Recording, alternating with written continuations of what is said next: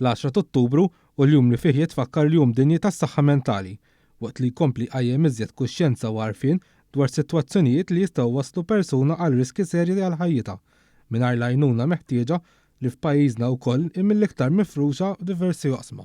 Il-Ministru għas-Saħħa Joe Etienne Abela fil-mwatt li ppubblika fil-midja soċjali l-ħamis filgħodu ħabbar kif madwar 16,000 persuna irrikorrew għall-linja 1579 biex isibu l-għajnuna f'perjodu ta' kważi sentejn. Dawk is-setturi li joffru servizzi ta' terapija u għajnuna lil diversi persuni li jħabtu wiċċhom ma' problemi mentali jinkludu wkoll lil dawk li jittrattaw każi ta' vizzi fejn ħafna jinqabdu f'morsa li mhux biss tobbligahom ifittxu l-għajnuna fid-detox biex ifiqu iżda wkoll ikunu f'riski oħrajn.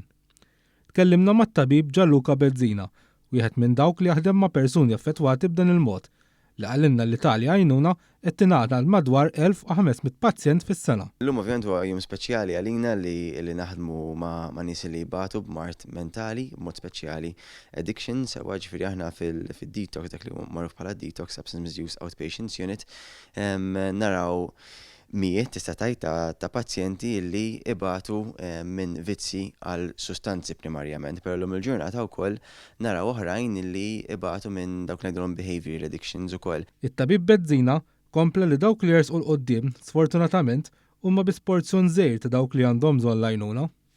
Sqar kif jaraw ma' 600 persuna kuljum li jieħdu kura l-vizzi tad-droga, però hemm ukoll dawk li jbatu minn vizzi fl-imġieba li jiġu l-aktar mill-lob tal-azzard. Bezzina qal li każi simili li qegħdin jiżdiedu minn sena l-oħra.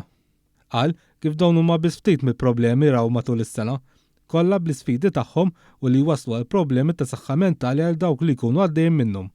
Irrimarka kif dawk li jieħdu s-servizzi, speċjalment tas-setqa, jkunu qed jiġu mejjuna f'diversi aspetti tal-ħajja bħall akkomodazzjoni u l-benefiċċju li jiġu offruti lil dawk li jkollhom bżonnhom, waqt li s-servizzi oħrajn jinkludu, pereżempju, il-programm ta' riabilitazzjoni f'Dar Santa Marija u Dar l-Impenn, dan apparti l-pilastru tal-Aġenzija li hu l-Addictions Community Team fejn isegwu l-pazjenti fuq bażi regolari. Id-detox mhux l-unika servizz ta' setqa, fid-detox għandna tim tajjeb ħafna ta' professjonisti illi flimkien naħdmu għal pazjent. Tajjeb l-addiction mhijiex biss marda illi tolqot il-lat fiżiku tiegħek u l-lat forsi mentali, imma tolqot ħafna wkoll is-soċjal. Tajjeb allura aħna t-tobba pharmacists u nurses naħdmu wkoll ma' social workers u psikologi biex kemm jista' jkun il-pazjent tagħna nkunu qegħdin ngħinuh f'kull aspett ta' ħajtu.